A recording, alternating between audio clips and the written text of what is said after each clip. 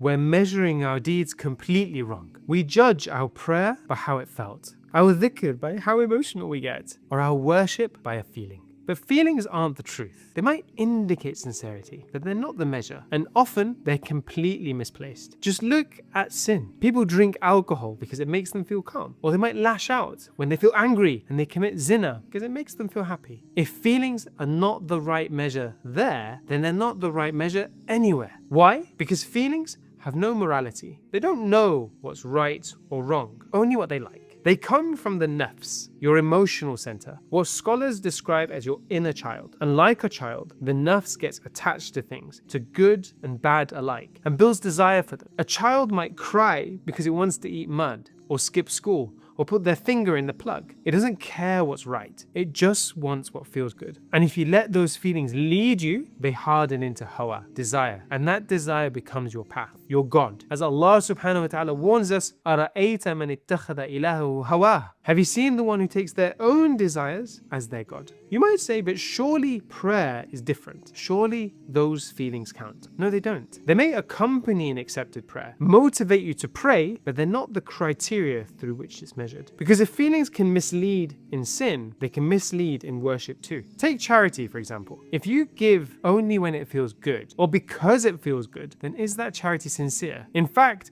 Allah subhanahu wa ta'ala praised those who give even when it's hard, saying, وَيُؤْثِرُونَ عَلَىٰ أَنفُسِهِمْ وَلَوْ كَانَ بِهِمْ خَصَاصَةٌ وَمَنْ يُوقَ شُحَّ نَفْسِهِ فَأُولَٰئِكَ هُمُ الْمُفْلِحُونَ. They give others preference even when they're in need. And those who are saved from their own desires, their own feelings, their own greed, they are truly successful. Giving while feeling selfish is praiseworthy because you overcame the feeling and still obeyed. In fact, feelings often become a false idol, the goal itself. And when the feeling fades, so does the worship. How many stop praying because they don't feel like it? So what's the real measure of prayer then? It's presence. It's to know that Allah subhanahu wa ta'ala is with you, He's hearing you, and He's seeing you from the start to the end. It's like sitting with a loved one. You're not expected to cry or laugh all the time with your parents. You just need to be there, attentive and present, sometimes saying nothing at all. That's all Allah subhanahu wa ta'ala asks. And sincerity, that's not a feeling either. Watch my video on sincerity for that one. So if emotions come,